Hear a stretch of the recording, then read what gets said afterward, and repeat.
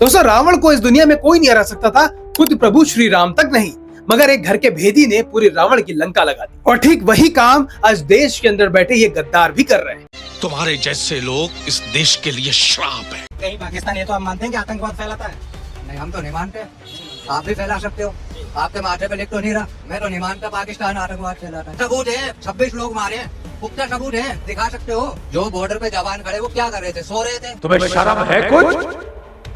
कुछ शर्म आया है? दोस्तों late army chief general Bipin Rawat ने बड़ी सही बात कही थी कि पूरी दुनिया में युद्ध दो मुल्कों के बीच होता है, मगर हमारा देश अकेले 2.5 मुल्कों से लड़ रहा है। जी हाँ, भारत का पहला दुश्मन पाकिस्तान है, दूसरा चाइना है और बचा हुआ आधा दुश्मन वो है जो भारत के अंदर है, जिसमें जिहादी सोच वाले इन जैसे लोग हैं और बिका हुआ मीडिया भी है जो विभीषण का काम कर रहे हैं। दोस्तों रावण को इस दुनिया में कोई नहीं हरा सकता था, खुद प्रभु श्री राम तक नहीं, मगर एक घर के भेदी ने पूरी रावण की लंका लगा दी। और ठीक वही काम आज देश के अंदर बैठे ये गद्दार भी कर रहे हैं। ज्योति मल्होत्रा का नाम आज सुर्खियों में है क्योंकि इसे पहलगाम हमले में आतंकवादियों को लोकेशन और भारत की जासूसी कर पाकिस्तान के लिए ये काम कर रही थी। तुम्हारे जैसे लोग इस देश के लिए श्राप है। दोस्तों जो सबसे बड़ी बात निकल करके सामने आई है वो ये है कि पहलगाम हादसे के कुछ टाइम पहले ये पाकिस्तान जाती है, पहलगाम के चप्पे चप्पे की खबर देती है और इंडिया वापस आ जाती है, जिसके 1 महीने बाद पहलगाम में इतना बड़ा हमला हो जाता है। इतना ही नहीं, अभी और सुनिए, पिछले साल यानी 2024 में इसका एक सब्सक्राइबर जो इसके वीडियोस को लगातार देखता था, उसने भारत सरकार को टैग करते हुए लिखा था कि सरकार इस पर नजर रखिए क्योंकि जिस हिसाब से ये पाकिस्तान का गुणगान करती है ये बहुत बड़ी वाली है। इसके वीडियोस में और पाकिस्तान आने जाने में एक पैटर्न है। इतना ही नहीं, जब कश्मीर में पिछले साल हमला हुआ था तो सुनिए कि कैसे इसने अपने देश को ही उल्टा सुना दिया था। इसमें गवर्नमेंट की ही नहीं बट हर उस नागरिक की रिस्पॉन्सिबिलिटी है जो घूमने जाता है, जो जिसको वॉचफुल होना चाहिए। दोस्तों अभी आगे एक बड़ी दिलचस्प बात बताऊंगा जिस पर आप खुद गौर कर लीजिएगा कि ऐसे गद्दारों के लिस्ट में और कौन कौन से लोग हो सकते हैं, इसलिए वीडियो लास्ट तक जरूर देखिएगा।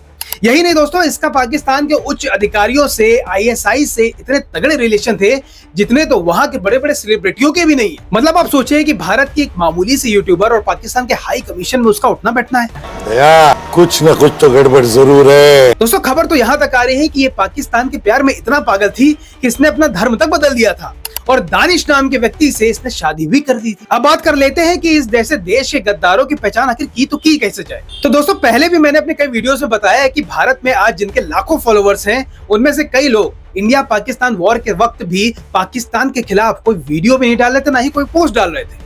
भारत में कितने ही बड़े बड़े वीडियो क्रिएटर्स हैं जिनके वीडियो ही हमेशा एंटी इंडिया वाले ही होते हैं और इन्हें आप जब भी सुनेंगे तो आप लोगों को ये लगेगा कि ये तो सरकार की बुराई कर रहे हैं, मगर सरकार की बुराई करते करते एक अब देश की बुराई करने लगते हैं। हमें और आपको ये पता ही नहीं चलता, जिसे ही प्रोपेगेंडा कहते हैं। कौन है ये लोग, कहाँ से आते हैं? और इनकी यही बातें अपने देश के कुछ लोगों सहित पाकिस्तान और बांग्लादेशियों को भी बहुत पसंद आती है।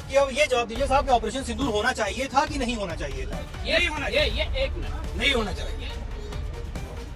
चाहिए।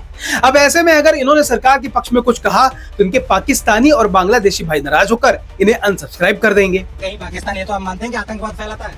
नहीं, हम तो नहीं मानते। आप भी फैला सकते हो, आपके माथे पे लिख तो नहीं रहा। मैं तो नहीं मानता पाकिस्तान आतंकवाद फैलाता है। सबूत है, 26 लोग मारे, पुख्ता सबूत है, दिखा सकते हो। जो बॉर्डर पे जवान खड़े वो क्या कर रहे थे? सो रहे थे। तुम्हें शर्म है? कुछ शर्म आया है? वही बॉलीवुड भी इसी कैटेगरी में आता है। बॉलीवुड के कुछ गद्दार तो ऐसे हैं कि जब ऑपरेशन सिंदूर लॉन्च किया गया था तब यही गला फाड़ फाड़ कर बोल रहे थे कि भारत को ऐसा नहीं करना चाहिए था। फिर किसी ने इनको अकल दी तो इनमें होड़ लग गई कि ऑपरेशन सिंदूर नाम तो अच्छा है, खूब रोकड़ा मिल सकता है, तो लाइन लगाकर ससुरे पहुंच गए इसका रजिस्ट्रेशन कराने। मगर ऑपरेशन सिंदूर के समय इन 2 कौड़ी के स्टारों की जुबान से एक शब्द ना निकला। वैसे दोस्तों इससे लेकर आपकी जो भी हो रहा है नीचे कमेंट में जरूर बताएं, साथ ही इस वीडियो को ज्यादा से ज्यादा लोगों तक जरूर शेयर कर दें और ऐसे वीडियोस के लिए इस चैनल को भी फॉलो करते जाएं।